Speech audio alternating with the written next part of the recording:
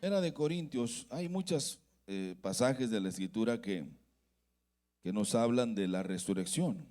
Este tema de la resurrección ha causado mucha controversia, hermanos, sobre si se llevó a cabo o no.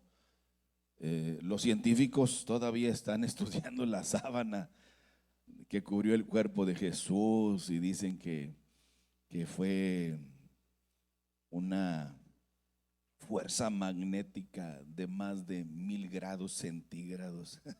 Están, están ellos investigando. Cristo vive, hermanos. Él se levantó de los muertos y su cuerpo que recibió fue un cuerpo glorificado, que es el mismo que vamos a tener usted y yo cuando finalmente terminemos nuestra carrera aquí. Esto no es asunto de religión. Fíjese, de todos los que han muerto en la historia del planeta Tierra, que tiene miles y miles de años, solo Jesucristo ha causado tanta expectativa. ¿Por qué? Porque Él es Dios. Nuestra mente natural no alcanza a dimensionar la idea que el Verbo se hizo carne. Por eso los filósofos griegos eso no lo dimensionan en su cabecita, porque eso dicen que es improbable. Puede ser que sea improbable, pero no imposible, porque no hay nada imposible para Dios. Por eso quiero llevarles a una sencilla y breve reflexión y después nos vamos hacia un cuadro muy interesante que nos va a iluminar más. Vamos en Primera de Corintios, capítulo 15.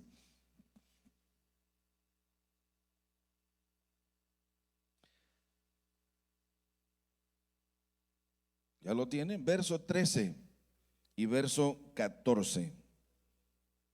Fíjese, vamos a leerlo. Fíjese lo que dice.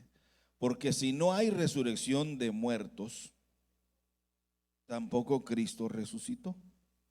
Y si Cristo no resucitó, vana es entonces nuestra predicación y vana es también nuestra fe. Pueden sentarse.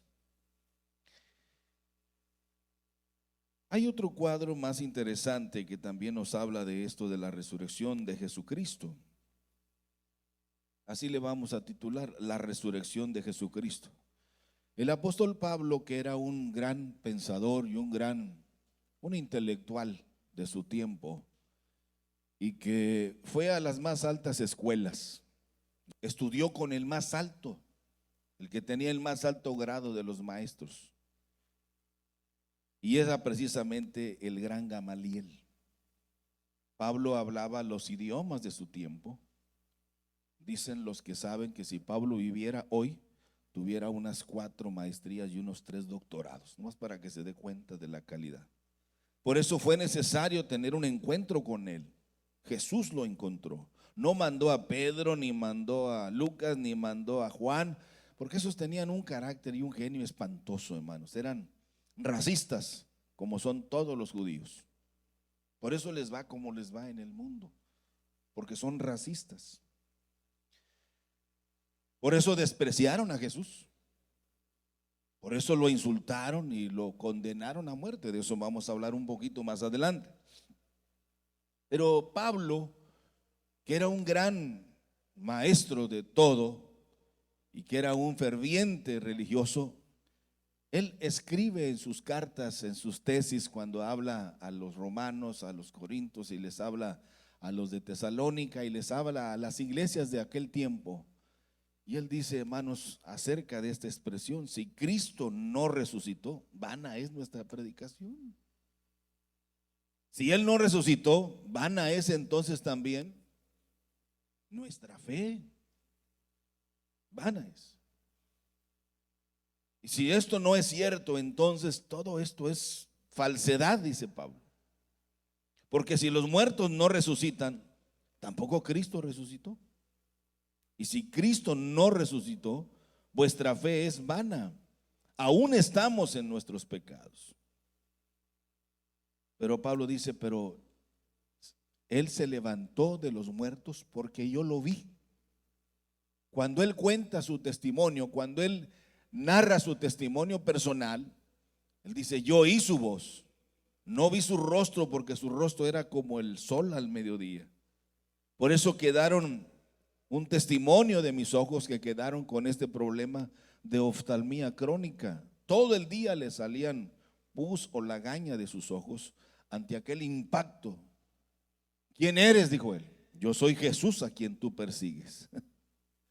Esa experiencia inolvidable de Pablo lo hizo cambiar toda su filosofía, toda su manera de pensar, porque él pertenecía a un grupo muy especial que se llamaban fariseos, que no eran cualquier cosa.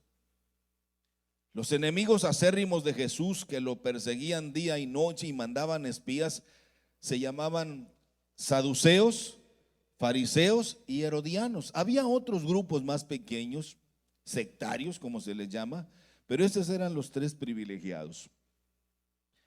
Pero cuando nosotros analizamos esto, hermanos, de la resurrección de Jesús, pero se dice en la historia y queda en los registros que el día domingo 3 de abril del año 30 de nuestra era, por la tarde, se inició un acontecimiento, hermanos, que cambió el destino de la humanidad. Hablo de la entrada triunfal de Cristo en Jerusalén. Ahí cambió el destino de toda la humanidad. Ahí es la culminación de todo el ministerio de Jesús para que fuese finalmente reconocido como lo que Él es. Lo reconocieron como el Mesías y como el Rey de Israel. Ese fue el comienzo de esta semana que cambió el destino de la humanidad. Ahora, ¿por qué fue que entró en un pollino? Bueno, para que se cumpliese lo que el profeta Zacarías escribió en el capítulo 9, versículo 9, que así entraría el Mesías y así entraría también el Rey de Israel. Dicen los historiadores, hermanos, que hablan de este acontecimiento, que era una gran multitud que cada minuto iba aumentando y aumentando más en número. Eran judíos, eran hombres a los cuales Jesús los había bendecido. Sin lugar a duda que ese día domingo ahí estaban los 10 leprosos a los que Jesús había sanado. Sin lugar a duda que ahí estaban los ciegos que habían recibido el milagro de parte de Jesús. Sin lugar a duda que ahí estaba la familia de Jairo, a quien Jesús resucitó a su hija que estaba muerta. Ahí estaba la familia de Lázaro, María, Marta, agradeciendo al Señor porque la entrada fue una entrada triunfal. Ahí estaban todos aquellos, Bartimeo, el que nació ciego. Estaban todos aquellos que habían recibido favores y todos ellos clamaban o cantaban una bella alabanza en este día tan especial. Y más que un grito, hermanos, de alabanza, un cántico de alabanza, lo que ahora entendemos es que era un grito de angustia y de dolor cuando decían Hosana, Hosana. Ya les dije que esta era una palabra aramea, que lo que ellos estaban gritando precisamente, sálvanos ahora, ten misericordia de nosotros y líbranos del yugo romano. Finalmente el Señor termina ese día por la tarde. Llegaron al recinto del templo y pidió una vez más a los hijos de Alfeo que regresaran aquel pollino, aquel asnillo y lo llevaran a su dueño. 6 días más tarde durante 6 días, hubo discusiones sobre algunos temas, hubo preguntas maliciosas, hubo también fuertes declaraciones de parte del Señor Jesucristo, pero también podemos ver que aparecen ciertos grupos religiosos, hermanos, que eran enemigos acérrimos de Jesús. Eran los más populares. Pero fíjese, cuando uno observa estos cuadros y estas fotografías de los 4 evangelios, uno observa que a pesar de sus diferencias teológicas, que a pesar de sus diferencias doctrinales, esa semana se unieron, hermanos, con una fuerza para avergonzar al Señor Jesucristo, con preguntas locas, con preguntas necias. Preguntaron acerca del tributo a César, acerca de la resurrección, acerca de puras necedades. Estos eran grupos religiosos, hermanos, muy conocidos en el tiempo de Jesús. Uno de ellos se llamaba, ¿cómo les dije? Los fariseos. Otros se llamaban los saduceos y otros se llamaban los herodianos. Los saduceos era, hermanos, un grupo religioso que pertenecía a la mafia religiosa del tiempo de Jesús, que era el Sanedrín. Y yo quiero referirme un poquito a ellos porque hay algo interesante acerca de la resurrección de Jesús. Y quiero que lo analicemos un poquito porque eso nos va a dar referencia acerca de los conceptos a lo que se enfrentó el Señor. Y ellos pertenecían, los saduceos, al Sanedrín. Y se cree, fíjese hermano, que los saduceos era el grupo más numeroso dentro del Sanedrín. Este grupo religioso lo componían 71 personas, lo integraban 71 personas. Uno era el sumo sacerdote y los 70 restantes eran los líderes o ancianos más prominentes del tiempo del pueblo de Israel en aquel tiempo. Lo que ahora se logra entresacar en el estudio que se hace de ellos es que era una mafia religiosa que tenía secuestrada a la nación de Israel. En el templo de Jerusalén, ellos era pura mercadotecnia. Por eso Jesús llegó esa semana y ¿qué fue lo que hizo? Volcó las mesas, porque ellos hacían negocio con la necesidad de la gente, engañaban al pueblo.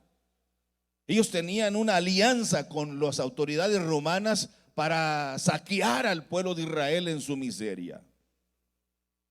En cuanto a las enseñanzas de la ley, eran muy buenos. Por eso Jesús dijo, hagan todo lo que ellos enseñan, pero no hagan lo que ellos hacen. No hay congruencia entre lo que enseñan y entre lo que hacen. Jesús por eso los llamó hipócritas. Por eso el Señor de una manera muy fuerte los llamó sepulcros blanqueados. Ellos hacían arreglos en lo oscurito, hermanos, con las autoridades romanas, engañando al pueblo de Israel. Eso no ha cambiado, eso es lo que hacen aquellos que solamente buscan sus propios intereses. Fíjese, vaya conmigo a Mateo capítulo 22. Por favor, que nos va a dar un poquito de fuerza acerca de la resurrección de Jesús. Capítulo 22, verso 23. San Mateo. Los saduceos, fíjese hermanos, eran una clase de aristócratas de Israel. Eran gente muy adinerada, con mucho poder político dentro de la nación de Israel. Pero estos grupos, incluyendo a este grupo de los saduceos, eran enemigos acérrimos de Jesús. Ellos eran del pensamiento también de la corriente de Natanael, que cuando le preguntaron, el Mesías ha llegado, ¿y de dónde es? Dijeron, de Nazaret. Y él fue el que dijo, Natanael, pero ¿acaso puede salir algo bueno de Nazaret? Es un pueblo muy bonito, pintoresco, pero en el tiempo de Jesús era un ejido, un poblado insignificante. Por eso la pregunta de Natanael dice, pero de Nazaret, ¿saldrá algo bueno de ahí? Si de ahí no ha salido nada bueno. Ese era el primer bloqueo mental, el bloqueo religioso, el bloqueo espiritual, que muchas veces nosotros a veces lo fomentamos en nuestro tiempo.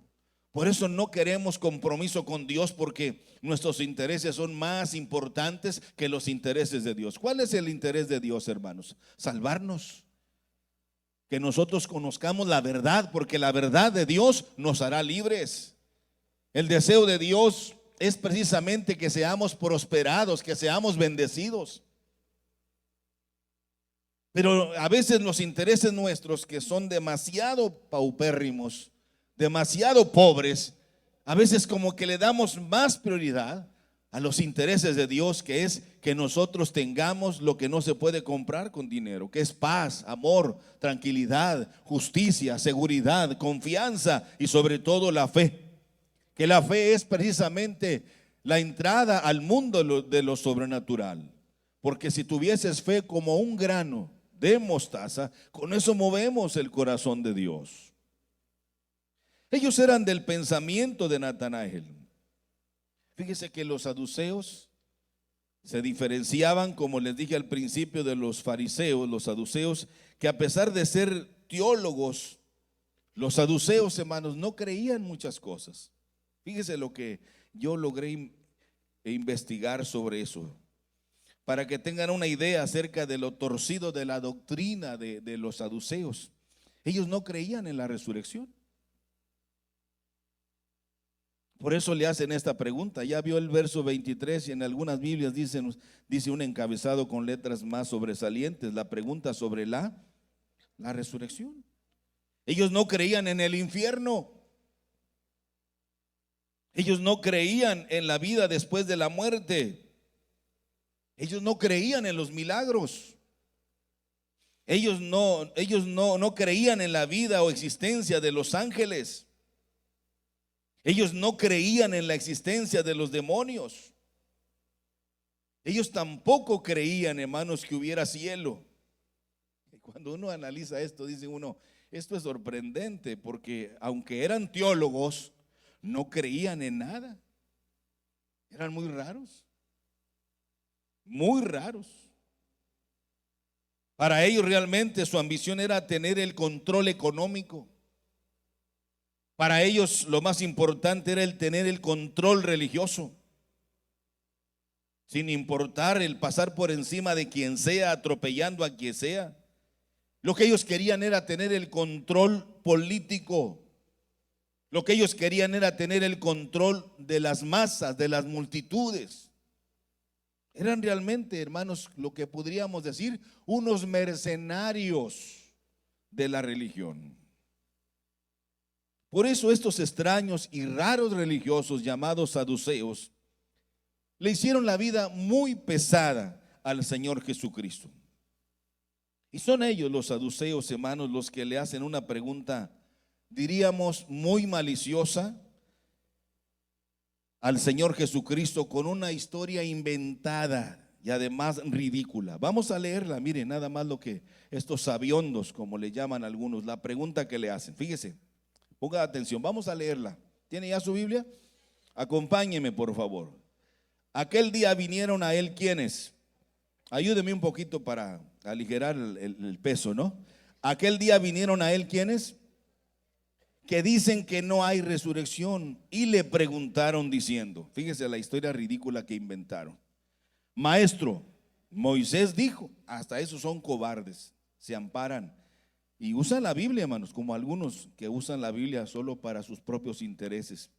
Si alguno muriere sin hijos, eso fue lo que dijo Moisés, su hermano se casará con su mujer y levantará descendencia. ¿A quién? A su hermano. Hubo pues entre nosotros, fíjese, nada más, 7 hermanos. El primero se casó y murió, y no teniendo descendencia, dejó a su mujer a su hermano. De la misma manera también el segundo, el tercero, hasta el séptimo. Y después de todos, murió también la mujer. Esto es fantasioso y ridículo. Y luego la pregunta en el verso 28. En la resurrección, que ellos no creían, pues, ¿de cuál de los 7 será ella mujer, ya que todos la tuvieron? Entonces respondiendo Jesús les dijo, y les dijo 2 cosas. Les llamó ignorantes. Fíjese, era la clase, era el poder, hermano. Dicen que la verdad no peca, pero ¿qué? A ver, díganlo más fuerte, hermanos, de este lado. La verdad no peca, pero no, están más fríos que la lengua de Lázaro. A ver ustedes, la verdad no.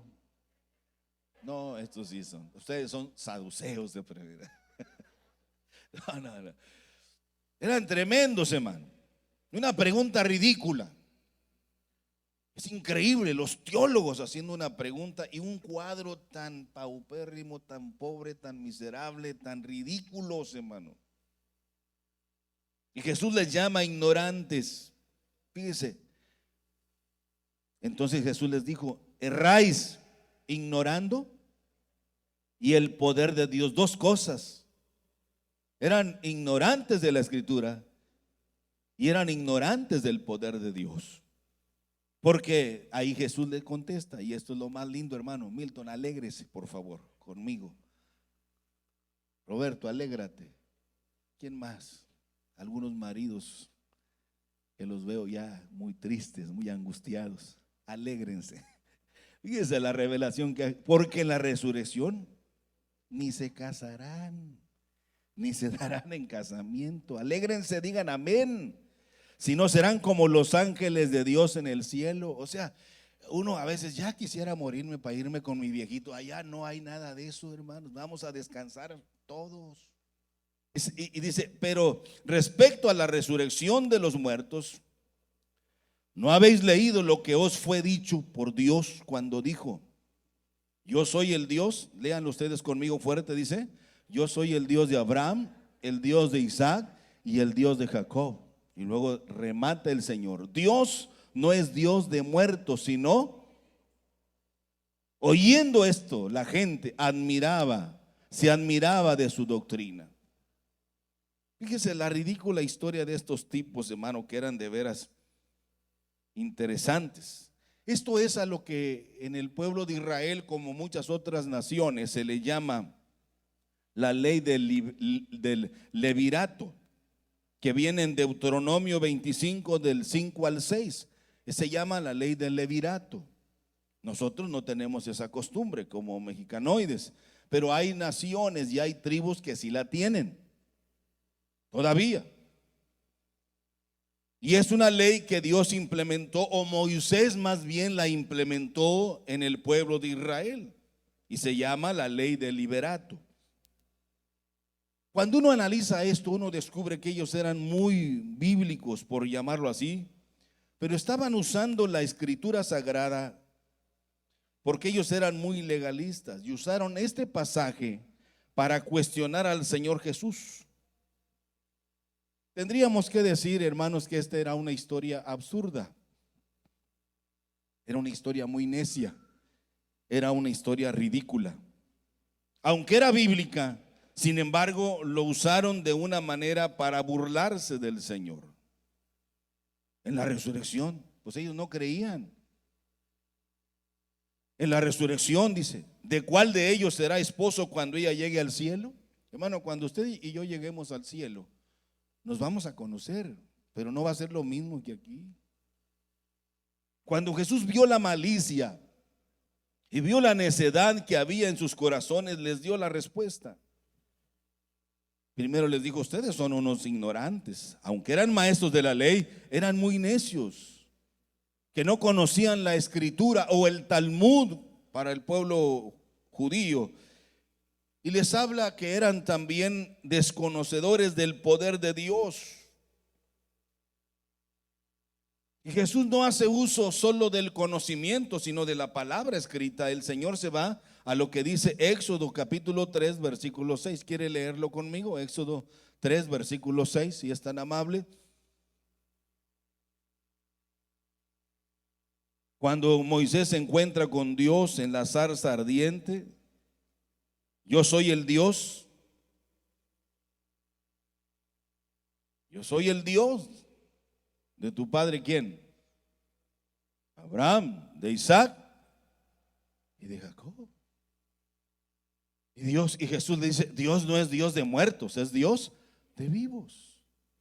Por eso la resurrección de Cristo, hermanos, fue necesaria. Si Jesús no resucitó, vana es nuestra predicación, vana es nuestra fe.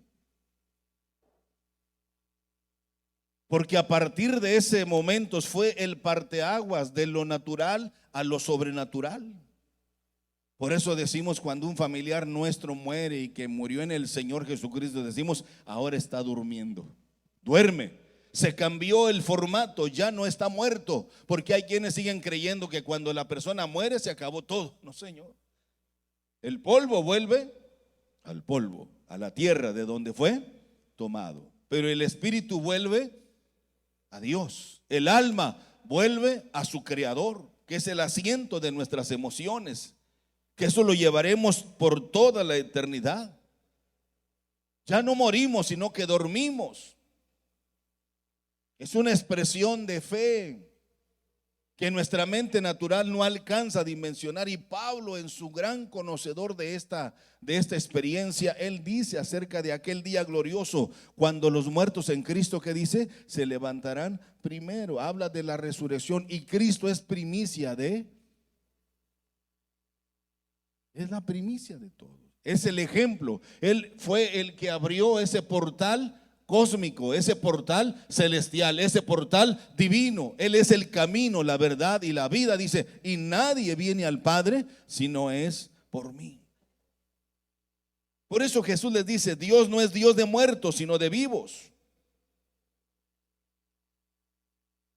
Ahora, muchos de ellos, hermanos, esto es clave, lo que quiero compartirles. Muchos de ellos, de los grandes héroes de la fe, vaya conmigo a Hebreos. Lo voy a hacer trabajar un poquito, ¿no? Es temprano, es temprano. Hebreos, por favor, vayan conmigo a Hebreos, les dije, capítulo 11. ¿Sí saben dónde está Hebreos, verdad? Bueno, búsquenlo por favor. Hebreos capítulo 11. Hay una lectura muy interesante acerca de estos héroes de la fe. Ahí en el versículo 13, mire nada más. Por eso era importante la resurrección de Jesús. ¿Qué dice Hebreos 11, versículo 13? Conforme a la fe murieron todos estos. Fíjese lo que subraye eso es lo más importante. Murieron todos estos sin haber recibido ¿qué? Sino mirándolo de lejos. ¿Y qué más? Creyéndolo. ¿Y qué más? Saludándolo. ¿Y qué más? Que eran extranjeros y peregrinos sobre la tierra. Ellos lo entendieron, hermano. Cosa que nosotros al paso de los años no lo hemos entendido. Por eso cuando Abraham salió de su tierra y de su parentela, llegó un momento de una encrucijada donde Dios quiso probar el corazón de Abraham, y Lot, su sobrino, le pidió pedazos de tierra. ¿Y qué le dijo a Abraham? No, todo esto a mí Dios, no, escoge a donde quieras. Agarra lo que quieras, a donde vayas, es lo mismo. O sea, él no se andaba peleando por pedazos de tierra, porque él tenía su mirada puesta en aquel que es el dueño y el galardón de todas las cosas. ¿Se ha fijado cómo hay gente que se pelea por casas, por lo que no es de él, por lo que no hizo, y se andan peleando? No, que a mí me toca y pon la raya aquí y parten la casa por la mitad y ahí andan peleados. Y son hermanitos. Que esto es mío y que nosotros no tenemos nada que pelear aquí. Nosotros, nuestra mirada está en el más allá, en aquel que hizo la gran ciudad, cuyo arquitecto es Dios, una nueva ciudad para todos los que hemos caminado y creemos por la fe que Él es fiel a sus promesas. Ellos no recibieron todo lo que les fue prometido, pero esperaban ese día. Y ese día glorioso que está escrito aquí, ¿sabe cuándo se cumplió? En la resurrección de Cristo. Porque Cristo, al levantarse de los muertos, hermano, como lo hizo, no solamente pensó en el presente, sino que trajo consigo a todos los hombres de fe del pasado, desde Adán hasta la eternidad. Por eso es lo que Pablo dice: si Cristo no resucitó, vana es nuestra predicación, vana es nuestra profecía, vana es la enseñanza, vana es nuestra fe. Estamos torcidos.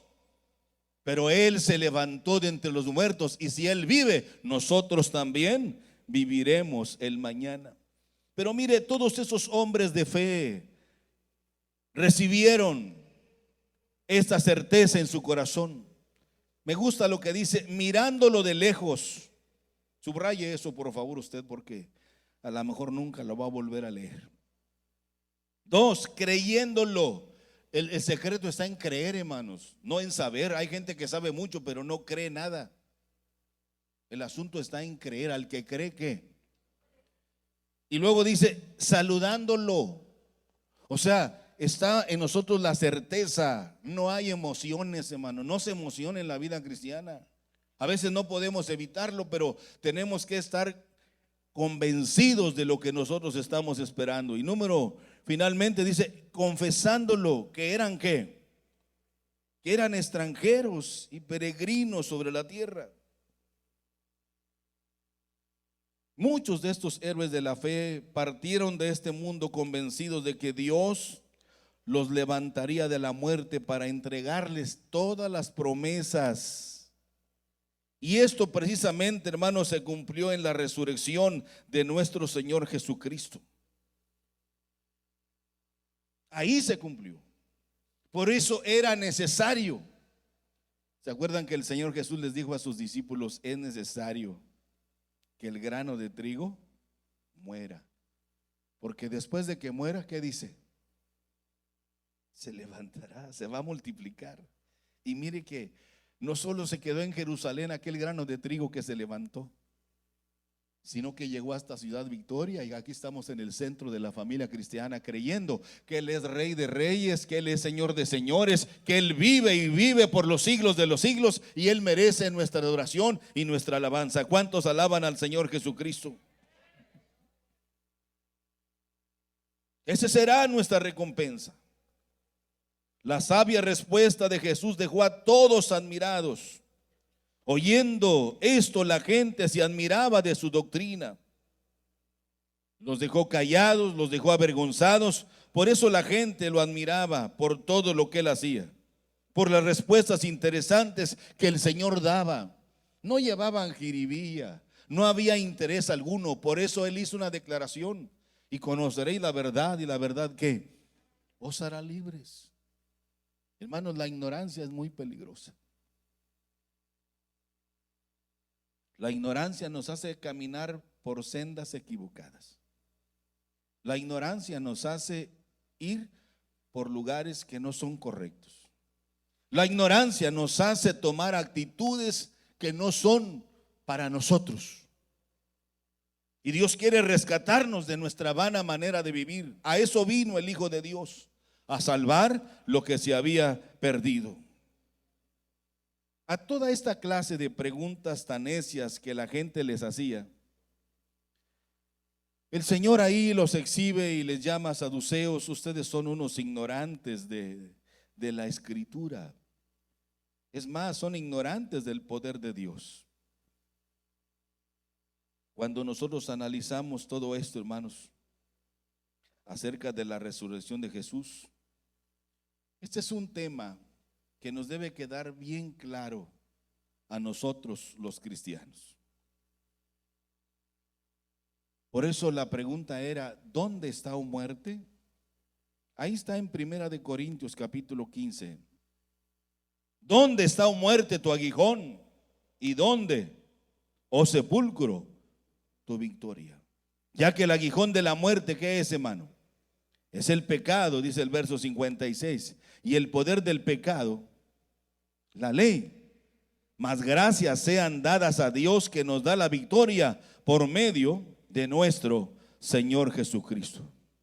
Así que, hermanos míos, dice Pablo, estad firmes y constantes. ¿Qué más dice? Creciendo en la obra del Señor siempre, sabiendo que vuestro trabajo en el Señor, ¿qué dice? Hermanos, eso debe estar bien claro en nuestra mente y en nuestro corazón. Nuestro Señor Jesucristo inició este misterio, hermanos, de la resurrección de una forma inexplicable a la mente, a la razón. Cuando nosotros analizamos, hermanos, todo esto de la muerte del Señor, fíjese, yo estaba anoche escuchando acerca de unos doctores que se especializan en eso, de buscar, son científicos, porque ahora hay doctores científicos, y hay aquí un doctor, son doctores científicos que están más que nada vinculados a lo que es la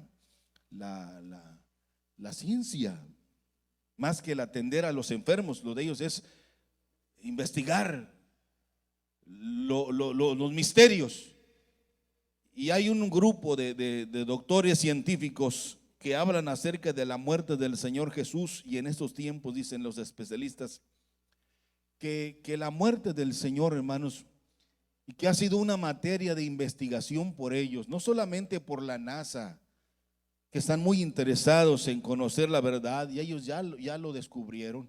Finalmente los hombres de ciencia, los de más alto nivel, dicen: el universo no puede estar manejándose de manera, ¿cómo decimos? De manera circunstancial o de manera de casualidad, sino que hay alguien que lo controla. Hay alguien que lo está manejando desde no sé dónde, dicen ellos. Dicen los científicos de la NASA y los de allá del Gremlin y los chinos, dicen, ellos se unieron para saber cómo se maneja. Ellos llegaron ya a conocer 10 universos paralelos. Hasta eso han llegado. Pero ellos dicen, pero detrás de todo eso, la conclusión a lo que hemos llegado es que el universo no puede manejarse de manera automática o por casualidad o así. No, hay alguien que lo controla, y ellos le llaman la matriz universal. Hay una matriz universal que controla esto. Todas las demás son sucursales. Todos los demás universos son sucursales de esta matriz universal. Ellos le llaman matriz universal en sus términos, nosotros le llamamos Dios, porque en el principio creó Dios. Eso nos debe quedar a nosotros claro, que nosotros tenemos la revelación correcta, hermanos, que no tenemos por qué dudar, sino que debe haber en nosotros seguridad. Y estaba analizando acerca de este descubrimiento que ellos han hecho en la investigación, que no ha terminado y que tienen cerca de 30 años analizando la muerte del Señor Jesucristo. Y ellos dan ellos dan 9 razones. Dicen que el Señor Jesús murió de síndrome de estrés agudo. Murió también de hipertensión arterial de origen psicosomático. Bueno, son términos de ellos, no sé cómo explicarlo. Pero dicen que también murió de insuficiencia cardíaca congestiva. Murió por insuficiencia respiratoria aguda. Murió de síndrome pleural con derrame. Murió de shock de hipotensión, de infarto de miocardio, ruptura de ventrículo y muerte final. ¿Por qué? Porque el castigo que los romanos hacían hacia los condenados eran crueles. En la punta de sus látigos traían huesos que cuando golpeaban el cuerpo se quedaban clavados en el cuerpo del malhechor, y cuando lo estiraban se venían pedazos de carne. Esto es muy difícil para nosotros, hermanos, el poder dimensionarlo en toda su plenitud. Pero podemos leer lo que dice el capítulo 53 de Isaías: como cordero fue llevado al matadero. Su rostro quedó totalmente destrozado, su cuerpo semidesnudo o totalmente desnudo, como dice uno de los grandes historiadores de la historia del pueblo de Israel.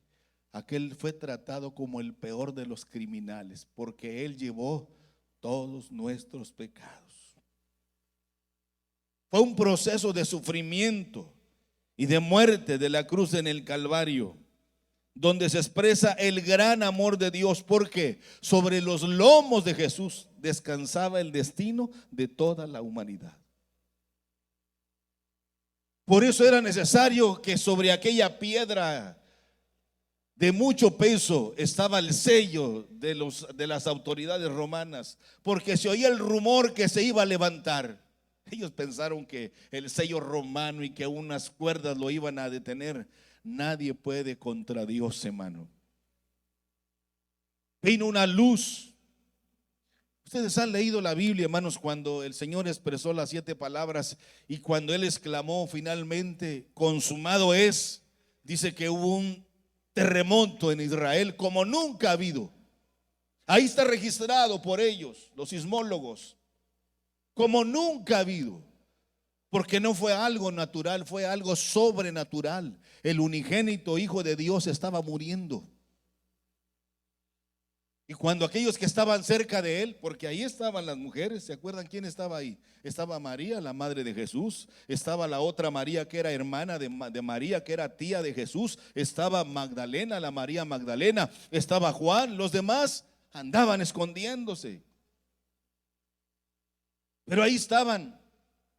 Por eso Juan registra que cuando él expiró, los que estaban ahí, que eran los que lo castigaban y los que estaban recibiendo órdenes, finalmente dijeron: verdaderamente, este era el Hijo de Dios. Verdaderamente este es el Hijo de Dios. Pero ¿hasta cuándo? Demasiado tarde para ellos. Dice que su cuerpo fue atravesado por una lanza. Hoy le llaman la lanza sagrada y que se la pelean los católicos, los armenianos y los cristianos. Ya andan todos peleando por eso. Ya andan peleando por objetos, hermano. Y Juan es el que dice que cuando le perforaron su costado, de su costilla, salió sangre y agua. Agua del bautismo y la sangre que nos limpia de todo pecado. Esto no es un tour religioso. Esto es serio. Por eso dice: si no perdonó al árbol, ¿cuánto más quedamos nosotros, simples gentiles, que ni siquiera somos de la descendencia de Abraham? Pero Pablo nos lleva a un nivel de grandeza y dice: por gracia sois salvos. Y esto no es de vosotros, sino que es el regalo más grande que Dios ha dado. A Él le damos la honra y la gloria. ¿Cuántos alaban el nombre del Señor?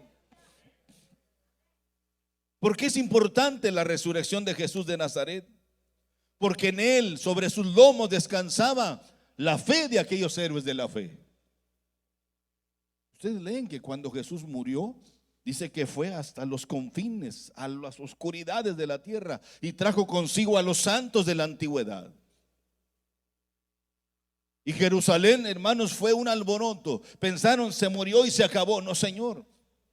Por eso Juan, cuando escribe su tesis, dice: el Verbo se hizo carne, Dios se hizo hombre y habitó entre nosotros. Esto es lo increíble, esto es lo impensable, esto es lo que el diablo no esperaba. Por eso estaba totalmente, hermanos, equivocado, golpeando aquí, golpeando allá. El Cordero de Dios, como le dijo Juan, este es el Cordero de Dios que quita el pecado del mundo. La resurrección de Jesús de Nazaret era muy importante porque es el apoyo, es el fundamento de nuestra fe. Si no hay resurrección, tampoco Cristo resucitó. Y si Cristo no resucitó, vana es entonces nuestra predicación, vana es entonces nuestra fe. Esto que estamos recordando hoy, hermanos, es algo de lo que hablamos año con año, semana tras semana. Son, sin lugar a duda, recuerdos muy importantes que nos llenan de mucha felicidad, que nos llenan de mucha alegría, que avivan nuestra fe, que avivan la confianza que tenemos en nuestro Dios. Jesús parecía un hombre común y ordinario, pero realmente no lo era. Él es el unigénito Hijo de Dios. Él es el creador de todas las cosas.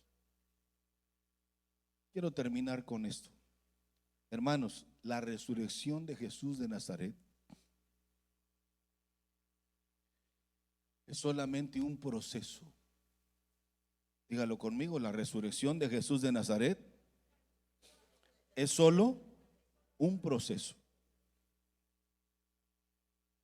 Pero también es un enlace, dígalo, es un enlace entre lo natural y lo sobrenatural. Dicen los teólogos, hermanos, cuando llegan a este punto, que es precisamente un portal cósmico y celestial. Yo tengo que creer que Él murió, pero que también resucitó. Esta es el fundamento de nuestra fe.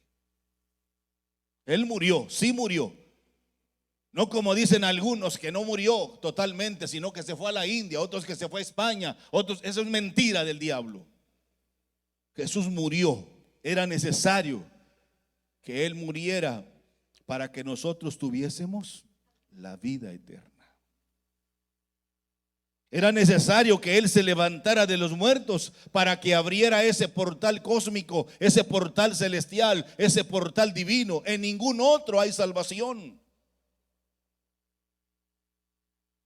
Solamente el amor de Dios conectado al sacrificio de su Hijo nos comunica la eternidad. Palabras de Jesús, San Juan 3:16, lo dicen de memoria. ¿Qué dice San Juan 3:16? Porque de tal amó, ¿quién? Que dio a quién, a su Hijo unigénito. ¿Para qué? Para que todo aquel que en Él cree, que no se pierda. Porque esto de la muerte y de la resurrección de nuestro Señor Jesucristo, hermanos, es la esencia del aroma. Es el aroma, es el perfume divino, es del amor de Dios, que finalmente llegó a su cumplimiento en su plan de restauración, en su plan de salvación de lo que se había perdido. Por eso Pablo enfatiza y dice: si Cristo no resucitó, vana es nuestra predicación y vana es también nuestra fe. Esta hermosa fotografía de la muerte y resurrección de nuestro Señor Jesucristo, hermanos, fue precisamente escrita por aquellos que fueron testigos y que fueron notarios de esta historia maravillosa, que fueron los apóstoles del Señor Jesucristo. Ellos fueron testigos y fueron notarios y escribieron todo esto. Y nosotros somos de los que creemos, hermanos, que el sacrificio de Jesús fue perfecto. Nosotros somos de los que creemos que por esta causa es que ahora somos restaurados, somos reconciliados, somos justificados y somos santificados.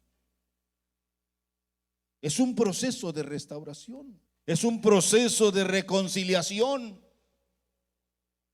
Reconciliados pues para con Dios. Es un proceso de justificación, justificados pues con Dios. Solamente Él es el que nos reconcilia, solamente Él es el que nos restaura, solamente Él es el que nos justifica y solamente en Él alcanzamos la santificación. Es un proceso de 4 niveles donde todos tenemos que pasar, y eso nos lo dejó Pablo en su escuela. La restauración, la reconciliación. Ahora la pregunta es: ¿en qué nivel se quedó usted? No, hermanos, es que no se puede. No. Lo que es imposible para nosotros. ¿No se ha fijado cómo la gente que lo conoció le dice: ¿y cómo le hiciste para dejar esto, para cambiar, para? Es Él el que ha hecho todo.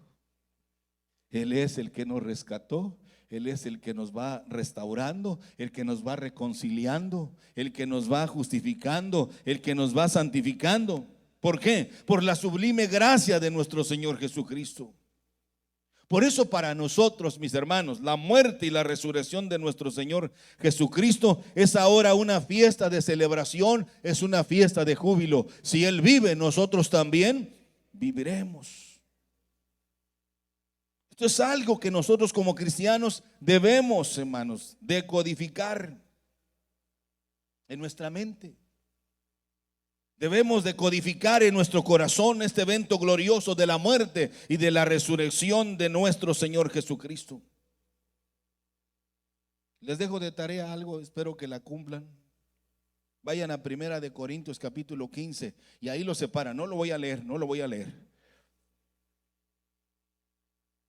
Pero en este capítulo el apóstol Pablo nos da una cátedra de lo que es la resurrección de Jesucristo. Ahí nos habla, 1 Corintios 15, nos habla de la importancia de la resurrección. Pablo nos habla también, hermanos, de la resurrección de nosotros como cristianos. Nos habla también del proceso de nuestra vida como cristianos a lo que nos vamos a enfrentar. pero también nos habla de la confirmación de la resurrección de nuestro Señor Jesucristo. Todo esto Pablo nos da una cátedra maravillosa. Todo se lo debemos a Él.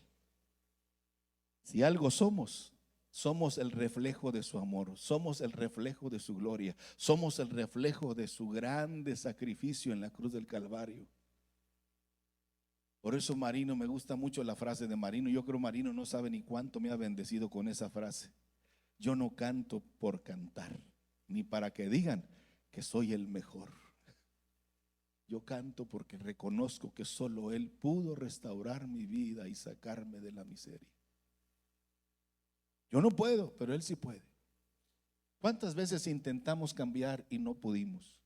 Pero cuando nos dejamos llevar por la ola de su amor, Él empezó a cambiar, a restaurarnos y empezó a reconciliarnos y empezó a modificar y empezamos nosotros a decodificar su amor, su gracia, su fe, su obediencia, su sacrificio. Y cuando eso logramos hacerlo, nos dimos cuenta que Él es el centro de toda nuestra adoración. Si usted no ha recibido a Jesucristo como Salvador personal, usted está igual que los saduceos o peor. Es necesario que hoy aproveche el día de hoy y decídase a recibir a Jesucristo como Salvador personal. Sin Él no hay esperanza. Él es el único camino. Él es la única verdad. Él es nuestra única esperanza y Él es nuestra única seguridad. Solamente tomados de la mano de Él podremos avanzar hacia nuestra eternidad en una felicidad segura. ¿Quiere estar en pie conmigo y orar?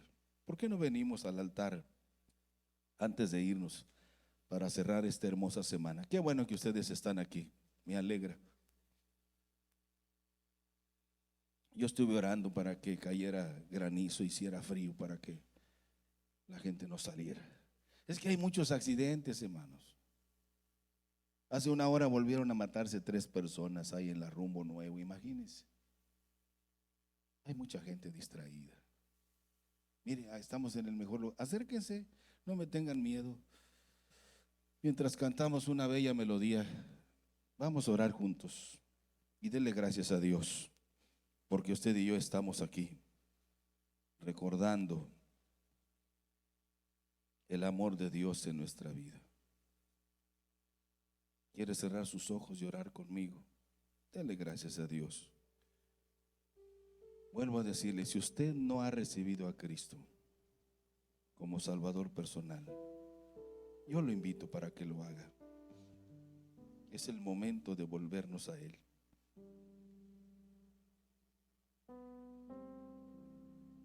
La misericordia y el amor de Dios es tan grande, dice, en que siendo aún pecadores, Cristo murió por nosotros.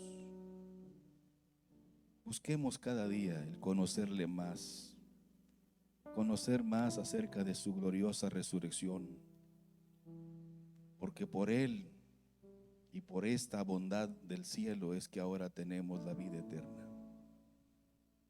Busquemos conocerle cada día más, acercarnos más ante Él. Busquemos cada día conocerle más para estar preparados para ese glorioso día de la venida del Señor Jesucristo por nosotros, por su iglesia.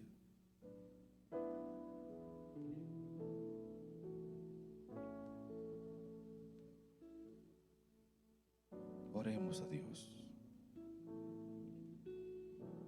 Es importante, mis amados hermanos, que buscamos el conocer más de Dios, conocer más del Señor Jesucristo, conocer más, decodificar su naturaleza divina en nosotros, conocer más de su humildad, conocer más de su sencillez, conocer más de su obra gloriosa, conocer más de su inmenso amor, conocer más de su muerte, de su resurrección, y quitar esos bloqueos mentales que nos impiden realmente recibir a Jesucristo como nuestro Señor.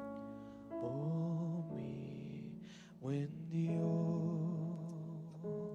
Ayúdanos, Señor, su nombre es Cristo, para que nuestra sed de ti sea permanente, Señor.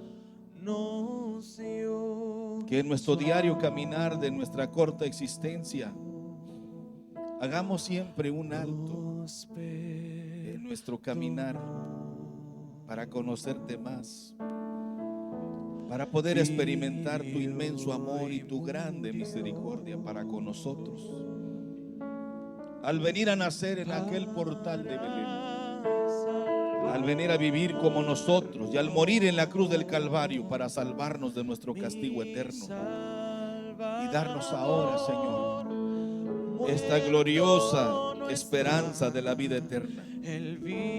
Solo por tu amor, solo por tu inmensa misericordia, Señor, es que estamos aquí. Además, prometiste estar con nosotros todos los días. Ayúdanos a buscar más de ti. Ayúdanos, Señor, a conocerte más. Queremos comer del pan de la vida todos los días. Queremos llenarnos de ti, llenarnos de tu presencia maravillosa, llenarnos del Espíritu Santo para no fallarte, para ser guiados en nuestro caminar todos los días.